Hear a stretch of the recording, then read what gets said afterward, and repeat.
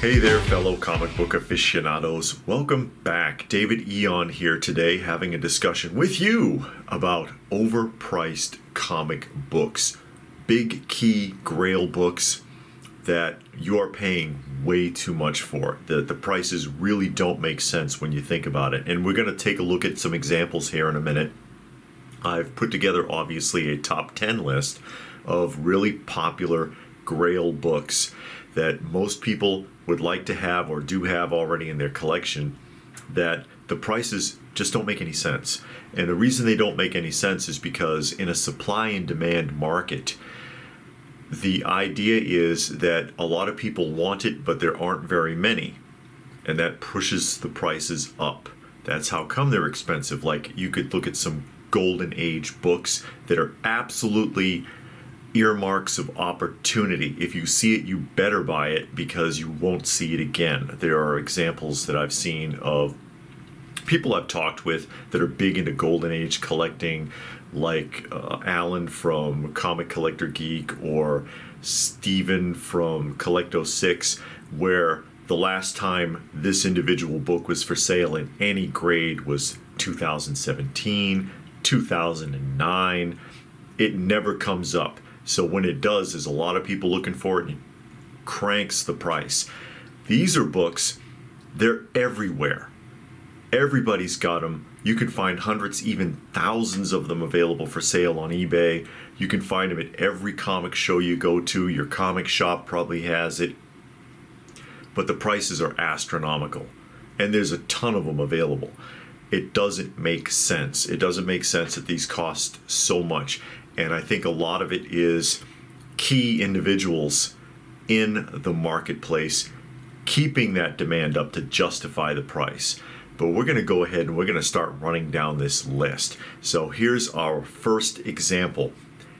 Marvel Superheroes Secret Wars number 8. Secret Wars number 8. And I have a copy of this myself. And to give you the example of what I'm talking about, the last sale of this, the highest sale of this book on eBay was about $2,500. However, if you look up Secret Wars 8 on eBay, you're going to get about 1,200 plus listings. That's how many are available for sale. Hundreds and hundreds. And I know that when you talk about, you put in Secret Wars number 8, and this goes for all of these on the list. Not all of them are truly Secret Wars number 8, but the majority of them are this book. That's how many are available for sale. On the census, the last I checked, there were 26,662 copies graded in all categories. And that's not a true number of how many are available. That's just how many were graded by CGC's census. It does not count, of course, grading by CBCS, PGX, or anyone else, or how many raw copies there are. And you have to imagine there's probably 10 raw copies to every graded one. It's just that a lot of these were graded because a lot of them are for sale. You can find this book easily. You just don't want to pay the price for it because it's outrageous how much people ask for this book. Number 9, Amazing Spider-Man number 300. The last high sale on eBay was around $4,000. The search engine produces over 2,200 results looking for ASM 300. And again, of course, not all of them are truly an original ASM 300, but the majority of them are. ASM 300 on CGC's census is, last I checked, 33,899 graded copies in all categories. That's insane. And keep in mind that this comes from a time period where you're coming into a big boom in comic books and tons of books were being cranked out. Remember when XMen number 1, the second series, had 8 million pressings? No exaggeration. Next up, New Mutants number 98, first appearance of Deadpool. New Mutants number 98 had a high sale on eBay of $4,000. $19,000 for a Mark's Jeweler variant. Now, don't even get into the Mark's Jeweler variants, which makes no sense to me. And by the way, watch out for that, because there's a lot of unscrupulous people marrying a Mark's Jeweler ad into some of these key books, and CGC's not always catching it, by the way. But New Mutants number 98, over 14,000 hits when you look it up on eBay. CGC currently has 26,594 graded copies in their census. How many of these books do you think are floating around out there for the amount of money that people are paying, especially in high grades? Number 7 on the list, Ultimate Fallout. First appearance of Miles Morales. Ultimate Fallout number 4. Last high sale, I believe, was $4,300 in a high grade. 1,500 plus results searching just on eBay, and CGC has 16,612 copies. This is a book that is around. This is a book that was not popular with people until he turned up in the Marvel Cinematic Universe, or the animated universe, if you will. Nobody cared about this character until the cartoon movie came out. And I believe I've heard that this had about an 80,000 print run. This is a book that's out there. This is a book you can find easily enough. You shouldn't be paying $2,000, $4,000 for a high grade copy. It doesn't make sense. Next on this list, and we see a lot of Spider-Man titles. Amazing Spider-Man number 252. There's the new black costume. Last high sale was $4,000. Search results for this on eBay is nearly 1,000 hits, and CGC claims to have 20,971 graded copies the last I checked. A lot of these books are out there. A lot of these books are out there in a high grade. Again, you should not be paying between $2,000 to $4,000 for a high grade of this book. There's too many of them. Number 5 on the list, another very popular book, of course, Adventures of Batman. First appearance of Harley Quinn in issue 12. Last high sale was over $5,300 for a high grade copy. 2,300 plus search results on eBay, with 8,622 graded copies on CGC. And I'll point it out again, not all of those search results are truly the original adventures, but there's still a ton of these books out there. It doesn't justify the price. Number 4 on the list, Uncanny X-Men 266, first full appearance of Gambit.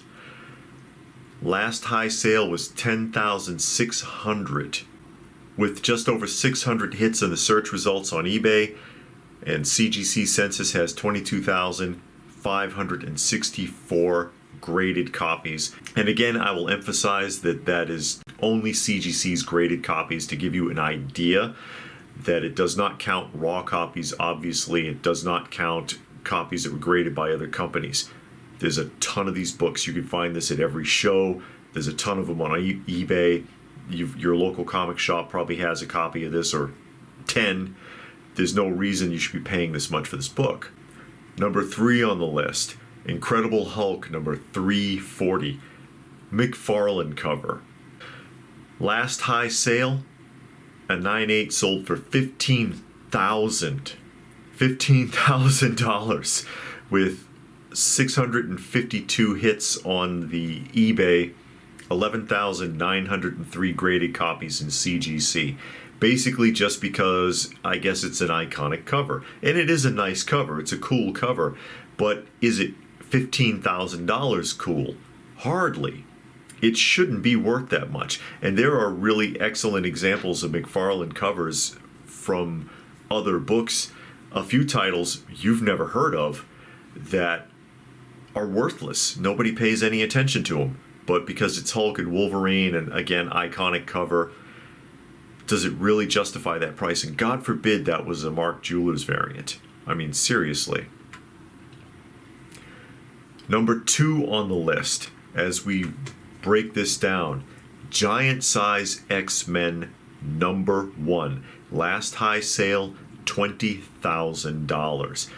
more than 2,500 hits on eBay, and 12,640 on CGC's census last I looked.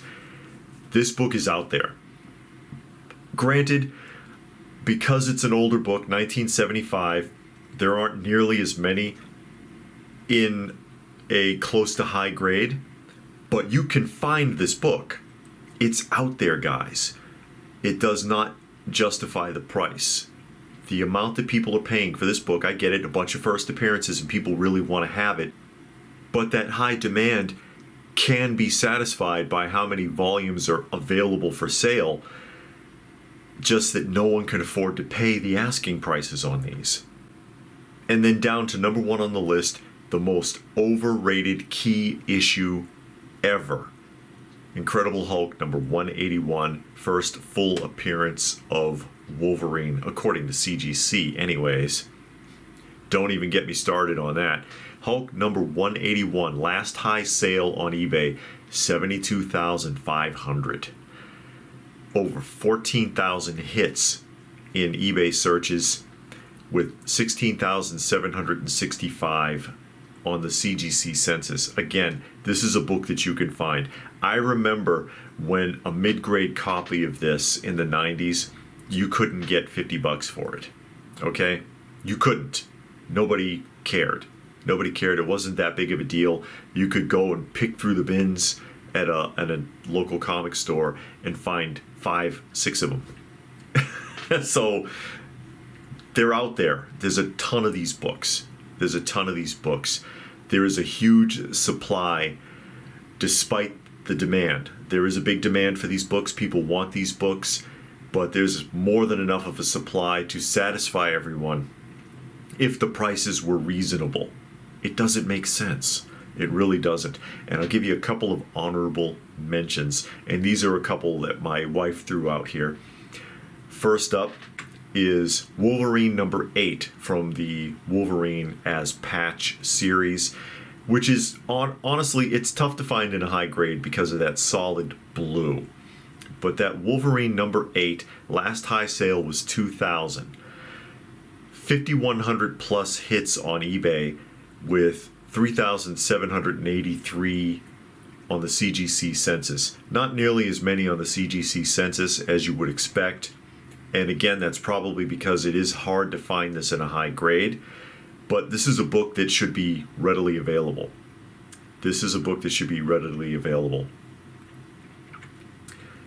And then honorable mention number 2, Batman number 423, another book that's just really popular because McFarlane drew the cover.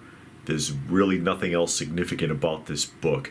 Batman number 423, last high sale, $2,600, more than 400 hits on eBay, and 4,345 on the census. Again, tough to find in a high grade, honestly, because of that red border going all the way around. I get it, but does it justify paying thousands for a high grade copy? There's nothing else significant about the book other than McFarlane drew the cover, and once again, there are examples of books where McFarlane did the cover that people don't even know exist because they were for independent publishers, and they're not worth anything, that look better than this. Anyways, there you go. Am I wrong? What are your thoughts about all of that? Let me know what your thoughts are in the comments section down below. Please do give the video a thumbs up if you got something out of it. I hope you did. I hope you understand where I'm coming from. Not trying to put you down. If you have these books, congratulations. I've got a couple of these books myself. But I don't believe they're worth nearly as much as people think they are, or as much as we're being convinced that they're worth. Let me know what your thoughts are. And hey, if that's it, then what more can I say but thanks for watching, and we will see you again soon.